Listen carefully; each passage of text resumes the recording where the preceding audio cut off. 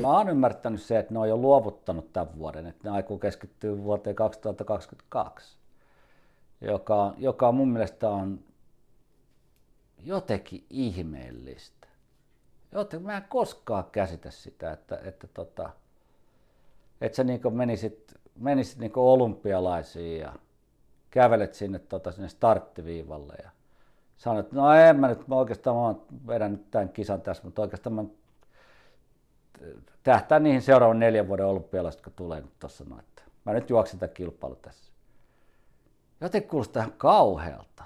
Mä en ikinä pystyisi, eli annetaan jo, niin luovutetaan jo tää kausi, että kuinka motivoivaa se on niin kuljettajille, niin mitä niille kuljettajille voi luvata ja sanoa ja kertoa ja motivoida.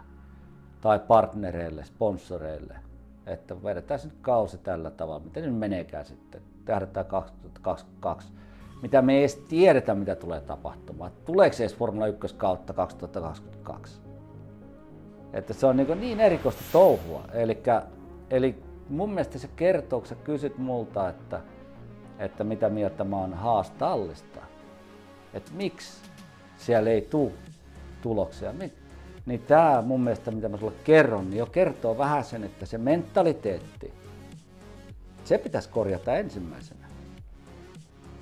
Että jos mä menen Lotukselle nuorena jätkänä ja auto on mitä on, niin mä kuitenkin menen sinne sanomaan, että mä tulen voittamaan. Mä tulen tänne voittaa.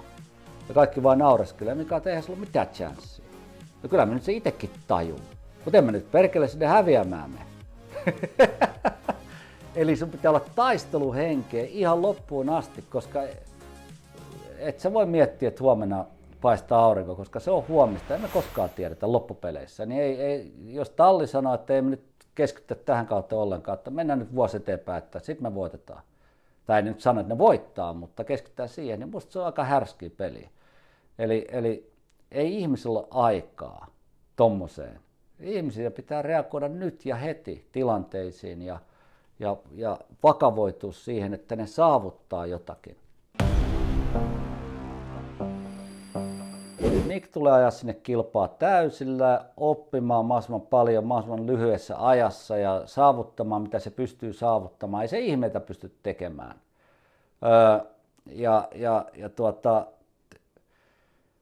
Se millä tavalla sitten ihmiset ulkopuolella käsittelee sen saapumisen Formula 1, niin se jää nähtäväksi. Että ruvetaanko sitä millä tavalla leimaamaan sitten, että se ei ole yhtä hyvä kuin sen Fajasa oli tai sitä sun tätä. Tuossa pitää olla mun mielestä kaikkien pitää olla tosi fiksu, millä tavalla ne sen analysoi, koska se on Mikille uusi laji. Se on ihan uusi laji, siis uusi kilpailuluokka, uudet säännöt, uudet autot, ihmiset, niin sillä kestää se kehittymisvaihe.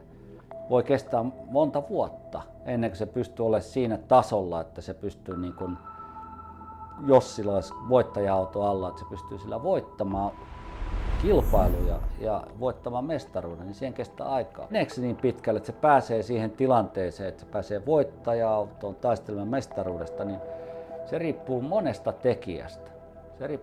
tekijästä. Loppupeleissä se riippuu Mikistä itsestään. Totta kai siellä on määrätty ympäristö Mikillä, mikä niin kuin edesauttaa sen uran viemistä eteenpäin, jolla on suuri vaikutus. Miki on loppupeleissä se itse, mikä se vaikuttaa. Ihmiset mitä sanoo, niin se on se loppupeleissä, mikä vaikuttaa sinne. Eli katsotaan 4-5 vuoden päästä, mitä sitten tapahtuu. Mä tuun seuraamaan mielenkiinnolla tietysti, mutta ei se historia, mitä mä sen isän kanssa olen jäänyt kilpaa, niin ei se vaikuta mun katsomiseen, että jos se tekee jotakin ihmeellistä. Se on kuitenkin Michaelin poika, sillä se ajattelee ehkä eri tavalla hieman ja sen ajotyyli, ajokäyttäytyminen, ihmisten käsitteleminen on erilaista. Et ei se ole niin kuin sen faija. Ja mä en halua verrata sitä niin kuin sen faija, koska jokainen me ollaan eri persoonia ja annetaan niiden olla ja katsotaan mitä niistä tulee ja sitten tehdään sen jälkeen meidän omat analyysit siitä, mutta me ei voida verrata sitä se faijaa. Mutta mä seuraan mielenkiinnolla tietysti, miten se tulee menemään, ja se on näyttänyt, että sillä on lahjakkuus. Et nyt miten se pystyy sitten tuomaan sen ympäristön seuraavien vuosien aikana vahvemmaksi, niin se jää nähtäväksi, jos se siihen pystyy, koska sillä on iso vaikutus sen lopputuloksiin sitten. Nuori kuljettaja, joka on saanut hyviä tuloksia muissa luokissa, mutta ei ole ihan päässyt niin siihen maksimaaliseen tuloksiin, mutta sitten onnistunut pääsemään Formula 1 ja totta kai sillä rahalla on merkitys, että sieltä on löytynyt tallipaikka ja aika hyvinkin. Totta kai on kaikenlaista kohuja tullut, mutta se on ehkä tätä päivää. Ihmisiä seurataan, niiden tekemisiä seurataan tänä päivänä ihan eri tavalla mitä 25 vuotta sitten. Ei ollut ihan nettilinjat kohdallaan silloin kyllä. mutta ehkä niin kuin, liian herkästi ihmisiä kritisoidaan ja katsotaan mitä ne duunailee ja mitä ne tekee. Ja sitten vähän leimataan niitä määrättyyn jutskaan, tiedätkö.